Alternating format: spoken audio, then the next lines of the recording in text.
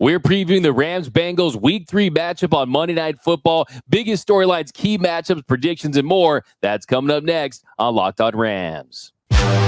You are Locked On Rams, your daily Los Angeles Rams podcast. Part of the Locked On Podcast Network, your team every day.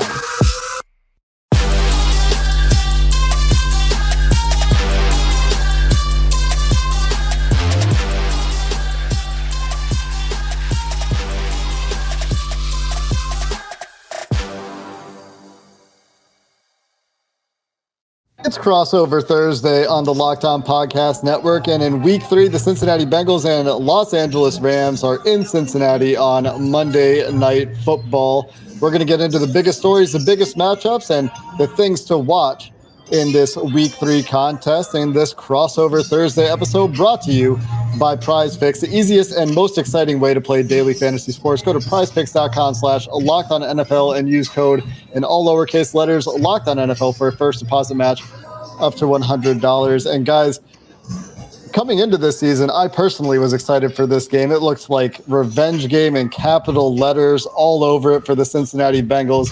Now, of course, dealing with the Joe Burrow leg injury, the calf injury that has recurred for him. But let's start with LA. I think exceeding expectations from my outside perspective so far, 2 games into this season. What's the biggest story with the Rams?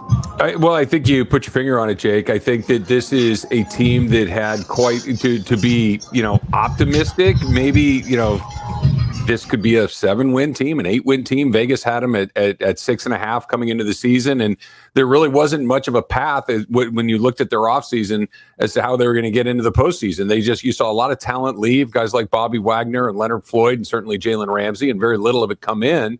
And it was, okay, let's see what you have with the young guys. Let's see whether or not Aaron Donald looks right. Let's see whether or not Matthew Stafford and Cooper Kupp are healthy and ready to go. And through 2 weeks, I don't know if Rams fans could have asked for any more. You'd like to be 2-0, but playing against San Francisco, who's your nemesis, who might be the best team in the league, and you at least gave them a competitive game. I think that there's an incredible amount of optimism around this team that didn't exist as recently as 2 weeks ago. What would you say the biggest surprise is, Doug? Is it Puka Nacua? Is it as simple as that? Is it just credit to the coaching staff for figuring out a way to take this team that, Travis, you mentioned, has seen some talent leave and get it off to the right start here? Yeah, absolutely. I would say that these rookies, we knew were going to be a big part of this team. We knew that they needed to contribute, but the fact they performed so well so early, it's been huge. Not just Puka Nacua, who's setting records. He's making history-shattering records, to be honest. But also, you have Steve Avila. Their offensive line has been so much better through 2 games. But last year, it's one of the worst offensive lines we've ever seen. Stafford was consistently banged up throughout the season. This year, he's only been sacked once. He's only been hit 4 times. And we know here in Ramsland that if you give Stafford time, you protect him, they're going to light up the scoreboard. So I would say absolutely the fact that not only the rookies have contributed, but so early and so quickly here. On the other side of things with Cincinnati, I mean, it's pretty simple what's going on with the Bengals right now. It's Joe Burrow's calf. It's the story that we're all watching this week.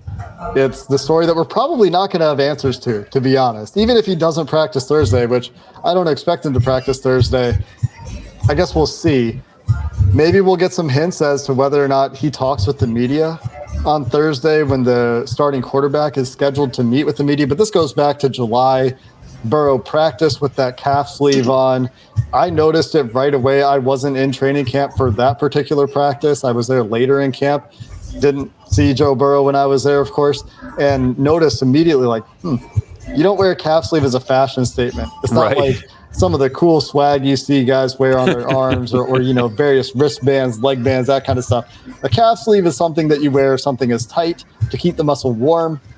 And they scale back the practice plan that day. He makes a reactive play, just playing football, rolls out, hurts his right calf, just rolling out of the pocket to his right. Starting to come back, feeling pretty good, has a couple good weeks of practice, and then in week 2, gets through the entire game until the third to last play, and in almost identical fashion, just making a football play, trying to extend the play, starts rolling to his right. I think the exact same way he hurt it the first time, he aggravates that injury, and we don't know exactly how bad it is. Joe Burrow, after the game, said repeatedly, I'm not sure how I'm going to feel. We're going to give it a few sleeps. We're going to get some imaging done. We're going to see how it is. But if Burrow can't go or can't even practice and maybe tries to play through it, either way, you're going to get a diminished version or no version of Joe Burrow this week. And that's a pretty big concern when this team goes as Joe Burrow goes. Jake, let me ask you this, because I'm going through what the Rams went through last year when Matthew Stafford was injured and or out of the lineup. And he basically was out of the lineup for the second half of the season. And even prior to that, he was not healthy for a variety of different injuries. And I kept trying to find ways to say, okay, well, if this happens and that happens and that happens, they can still find a way to win the game. The fact of the matter was they couldn't. Right? That until they got Baker Mayfield into the house and he gave them a little bit of spark. Baker Mayfield is, I understand, not the second coming of John Elway, but he was the first pick overall. He has some basic ability in this league. But when there was, John Wolford, when there was Bryce Perkins last season, there really was not a path to victory with either of those two guys. What about with your backup? Yeah, the backup for this week for Cincinnati that would likely be the first on the field, as far as I understand it, would be Jake Browning, who has not played NFL football outside of the preseason before, was active, I guess, a couple games in his career. The Bengals got him up off the practice squad late in the season the last couple of years to get him some game checks, but there's a pretty significant difference there. Was not impressive in the preseason. They also had Trevor Siemian in. There was a quarterback battle there for the backup spot. They got to work with starters for the entirety of camp, and neither guy really separated. It was kind of a who messes up the least. Browning did do a few things that were nice late in the preseason, showed a little bit of command over the offense, has been in the system at least for 3 years, spending the last 2 with the Bengals on the practice squad. But my expectations of Browning as a quarterback are not high. It's how can the Bengals offense adapt for a game plan that is so driven by Joe Burrow's abilities? It's so built around Joe Burrow, the way he plays football, the way he processes the field, the things he likes, the concepts he likes. You put another quarterback into that world, you probably have to make some pretty significant changes. One of those might be putting it on Joe Mixon's shoulders, who's played pretty well this year, but they have not run the ball a ton, and the running game that they've shown has been somewhat limited because they've been living exclusively out of the shotgun. So going to be interesting. But I wouldn't say that I've got a ton of faith in the Bengals backups right now. I mean, I'm almost more interested to see Will Grier, who they brought in off waivers and has been with the team for 2 weeks, because at least he has some tools in the bag, right? At least he has some clubs in the bag. Yeah, no, and I would say, that's the number one question in this game is how close to 100% is Joe Burrow? Because to me, even a somewhat diminished Joe Burrow is suboptimal, but it's going to be better than a Browning, right? When you look at that trio of wide receivers, I watched the last game. It really took 6 quarters for the Bengals this year, but they finally got a rhythm. They got some confidence in that offense. And I think if they pick up where they left off in this game, they fought that last game. And I think that both of our teams are coming off these moral victories, and we hate these moral victories, but still I think that which team kind of carries that momentum into the next game is going to be big. And you got some positive news on Joe Burrow today. It seems like that things are getting better. He is improving. I've been diving into Bengals message boards, not because of this game, because he's my fantasy quarterback. And I'm deep in the weeds. Apparently there's a place called the Precinct in Cincinnati. It's like a neighborhood. There's a bar there. They saw him walking. So, hey, it looks like he's going to give it a go. But I find it funny. People say, well, we saw Joe Burrow walking at a bar, and he wouldn't be around walking if he wasn't putting weight on his leg. Hey, you can be out there walking at a bar doesn't mean you're ready to play NFL football. So, yeah, he's the $275 million man. I think if I told you before the season that the Rams would have 812 yards heading into this game and the Bengals had 424 yards heading this game, no one would believe you, right? So it's going to be very interesting to see what they get, if any, out of Joe Burrow. The Rams are very impressive in that Week 2 matchup. That's where I bought in. Week 1, often very weird. I think Seattle's a good team, but you never want to read too much into Week 1, right? But you do it 2 weeks in a row. Hey, that starts to make me a bit of a believer. Let's talk about some of the matchups in this game. You mentioned Joe Burrow's walking around. I'll say this about that just really quick before we get to those matchups. He was walking for weeks before he was ready to play. I mean, a month before he was ready to play. If he plays this weekend, it's because he said, screw it, I'm playing. And so we'll see what happens there. We'll get some more information this week. We'll hopefully have some updates on Locked On Bengals in our next episode and right before the game. on Monday. But coming up next, guys, let's dive into the biggest matchups that will decide this game, and we'll probably have to work under the assumption that Joe Burrow will not be playing. We'll go there coming up next. This episode of Crossover Thursday is brought to you by Prize Picks, daily fantasy made easy. It's honestly the easiest and most exciting way I've ever played daily fantasy sports. You can get your entries in just 60 seconds or less. You can win up to 25 times your money on one entry. The way it works, you just pick two players, whether they will have more or less in their projected stats. It's just you against the projections, not the thousands of spreadsheet warriors that might be out there playing on other daily fantasy websites. And if you win, it's as simple as Apple Pay for quick and easy deposits into your account this football season. To check it out, go check out prizepicks.com/LockedOnNFL and use promo code LockedOnNFL right now for a first deposit match up to $100. Again, that's prizepicks.com/LockedOnNFL, promo code LockedOnNFL for that first deposit match up to $100. Prize Picks, daily fantasy sports made easy. All right, guys, we just went through something not that long ago where everything was a little unsettled and you weren't quite sure what was going to happen next. And that feeling of being unprepared can be incredibly unsettling. So this is why I want to tell you guys about Jace Case, because Jace Case provides 5 life-saving antibiotics for emergency use, right? Whether or not we go through something like we just did with the pandemic, maybe you're taking a trip overseas, maybe you're going on a hike and you're not going to be near medical care. This is what Jace Case can do. You go online and you take care of this now so you're covered by the time you actually need these antibiotics. You fill out a simple form online. In some cases, you jump on a quick call with one of the board certified physicians, and they are going to make sure that you get what you need, right? You can save more than $360 by getting these life-saving antibiotics delivered right to your door. Mine showed up just the other day. It's easy, it's quick, and you have peace of mind. You go to Jace Medical,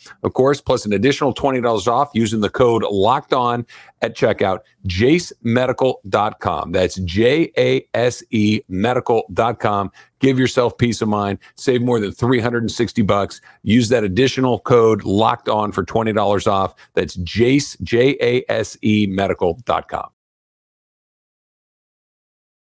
Let's get into some of the biggest matchups that will decide this Monday Night Football game.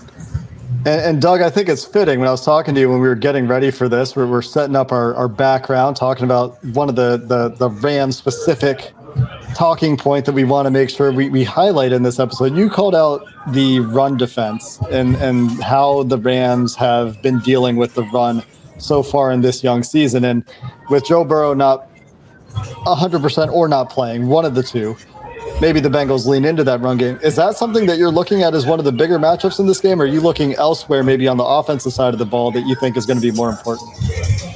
I think if you want to spotlight something on the defense, I think it's a combination of one. That's been one of their weak areas as far as the defense as a whole. The defense has exceeded expectations, but the rush defense particularly has been a little bit of a weakness. They rank 31st in the NFL, with an average of 5.3 yards per carry allowed. On the flip side, Joe Mixon has been really one of those bright spots for you guys through the first couple of games.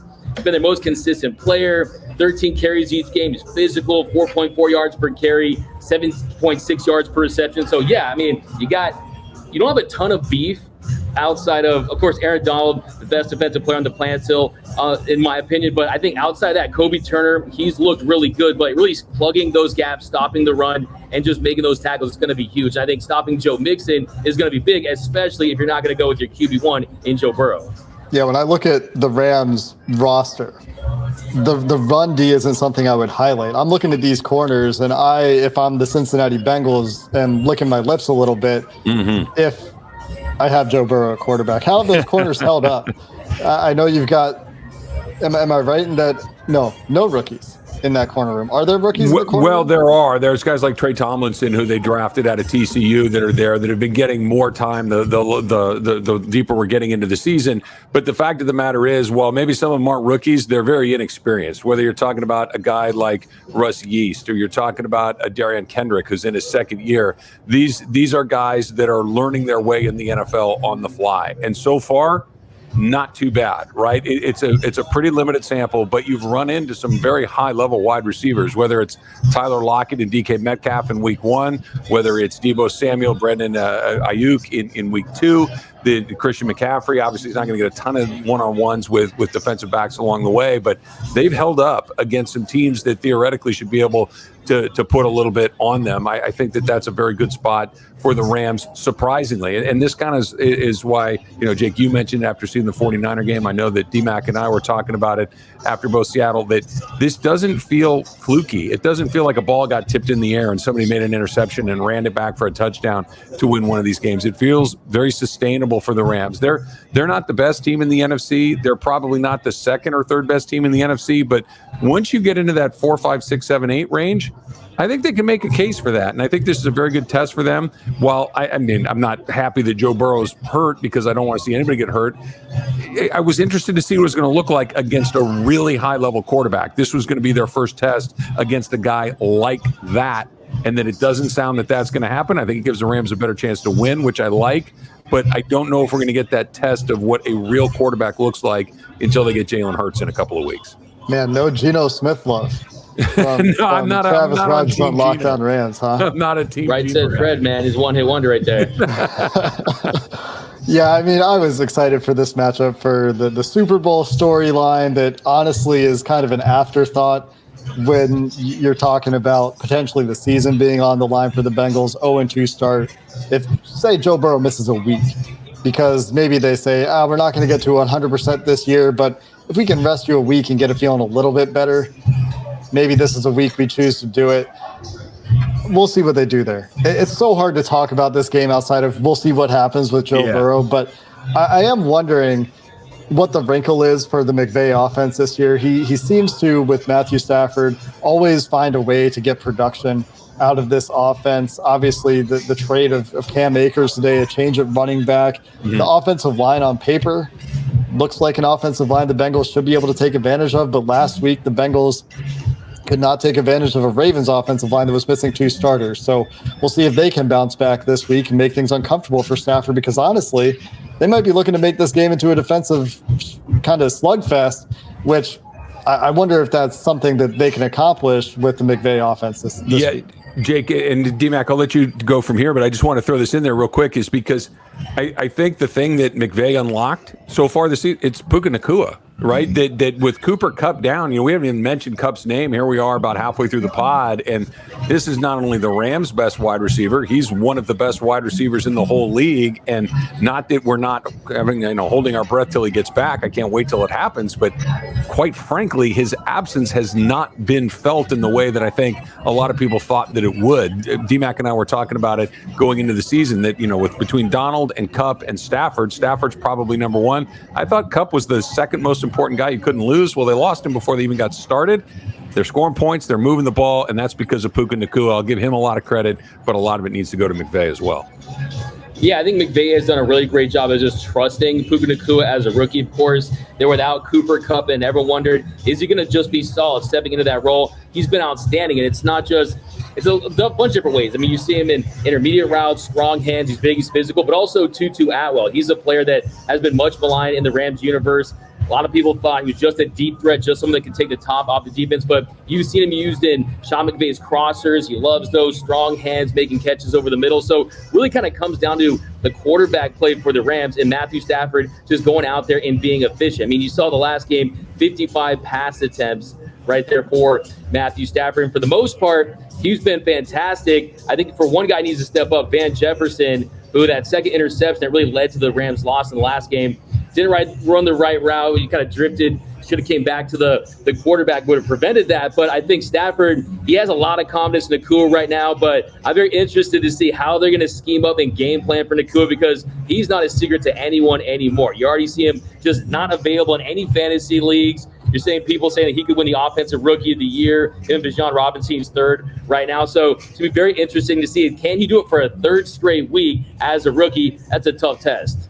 The Bengals have been putting 4 corners on the field quite often this year to try to get better coverage matchups in the slot from time to time. It'll be very interesting to see if that's how they answer Nacua, who suddenly I like free draft, by the way, has become a sensation in this league. Coming up next, guys, let's get into what needs to go right for each of these teams to win in week 3.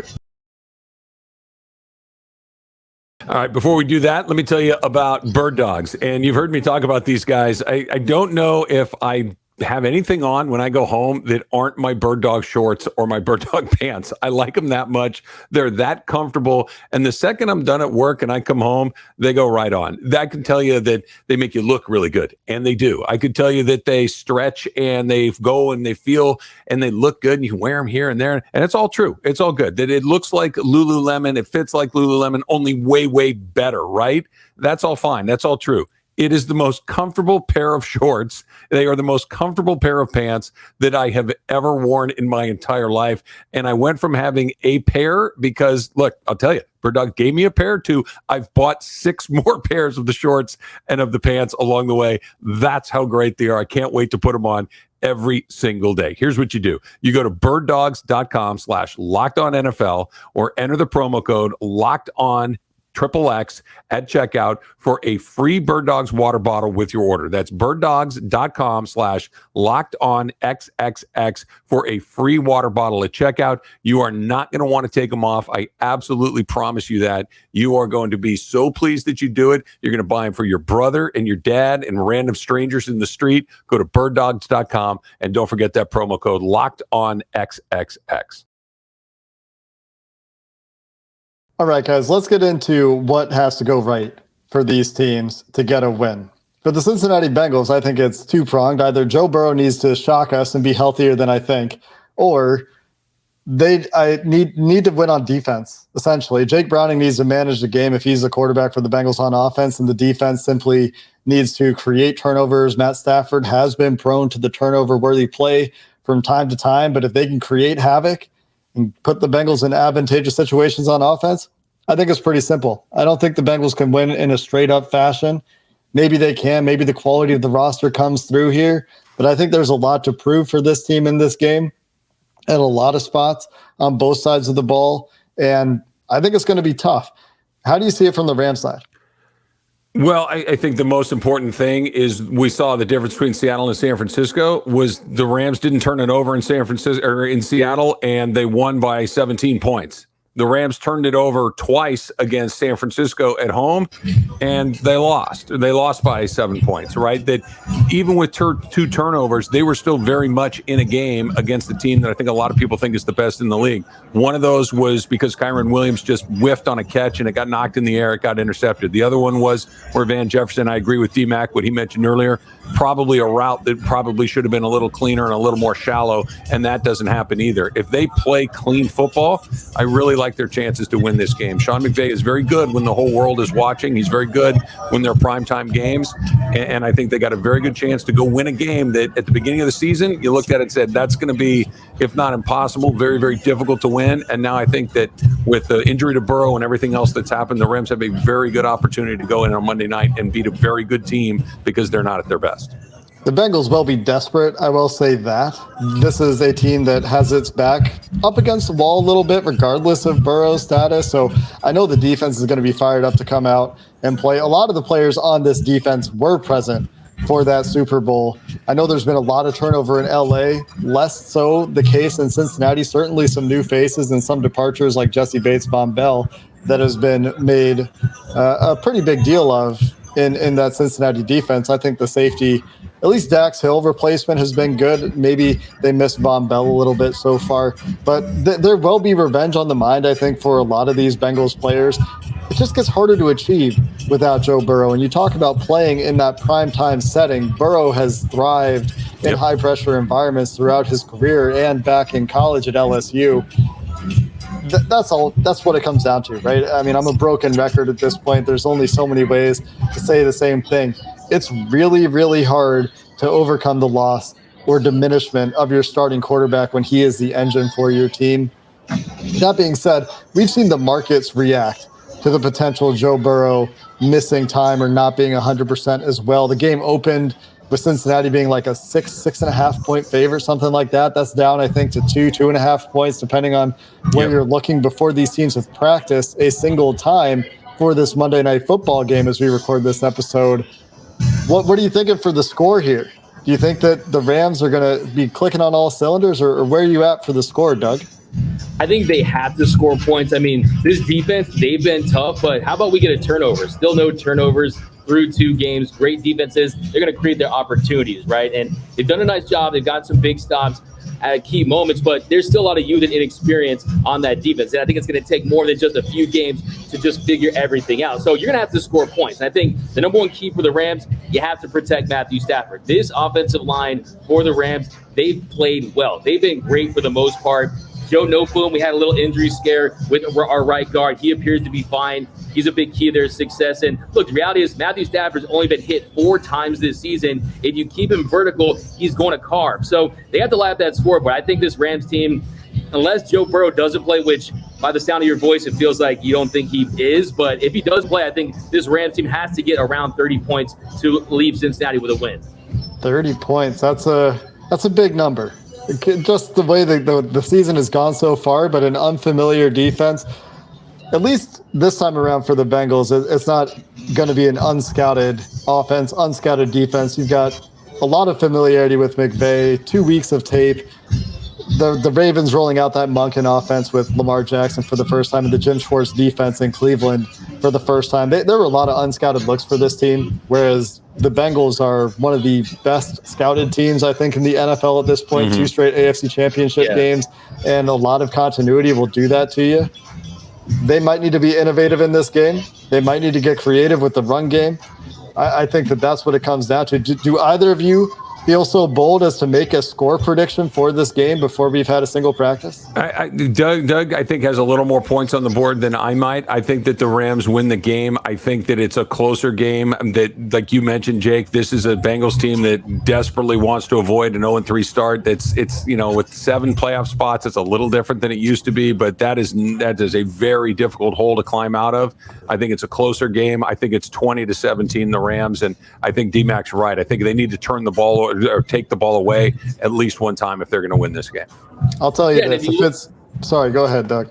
I would say, and if you look at the Bengals, their pressure rate of 13.5% is the 4th lowest in the NFL. I'm telling you, give Matthew Stafford some time. You saw this defense. You saw this offense go against that 49ers defense, and they had success for more than 2 quarters, right? For more than 2 quarters, they look like the best team. But I think what it comes down to is you have a desperate Cincinnati Bengals team with all that hype, all those expectations, the best wide receiver trio in the league. You can't go 0-3, okay? You can't go 0-3. Only 6 teams that have started 0-3 have made the playoffs. Hasn't happened since the Texans in 2018. If a Rams team comes into Cincinnati, especially after what happened in Super Bowl 56, right, and wins that game, it's going to be bad for Cincinnati. You guys are going to be like, Joe Burrow looks like Kevin McAllister at Home Alone, just looking at the mirror, screaming, screaming. So you're going to be desperate for a dub, and I think that's why it's going to be a really, really close game. Wouldn't be shocked if Cincinnati won this game, but I think this Rams team has a lot of quiet confidence after an encouraging loss against the 49ers, where I think they learned a lot about themselves.